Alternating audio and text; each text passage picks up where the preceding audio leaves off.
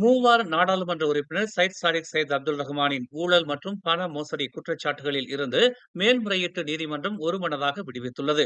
இளைஞர் மற்றும் விளையாட்டுத்துறை முன்னாள் அமைச்சருமான அவரின் மேல்முறையீட்டை அனுமதித்த நீதிபதி நூரின் ஃபதருடீன், விசாரணையின் போது ஒரு பிரதிவாதி அழைக்கப்படாமலேயே மேல்முறையீட்டாளர் விடுவிக்கப்பட்டிருக்க வேண்டும் என்று கூறினார். நீதிமன்ற அறையில் தனது தீர்ப்பை வாசித்த அவர், குற்றவியல் நம்பிக்கை மீறல் மற்றும் நேர்மையற்ற முறைகேடு ஆகியவற்றில் உடந்தையாக இருந்ததற்கான முன்கணிப்பு குற்றச்சாட்டுகளின் கூறுகளை அரசு தரப்பு நிரூபிக்க தவறிவிட்டதாக அவர் கூறினார்.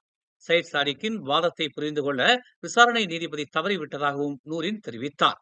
நீதிபதிகள் அமாட் ஜைடி இப்ராஹிம் மற்றும் அஸ்மான் அப்துல்லா ஆகியோரும் மேல்முறையீட்டை விசாரித்தனர். மேலும் செய்திகளை தெரிந்து கொள்ள தமிழ் மலர் நாளிதழை பாருங்கள்.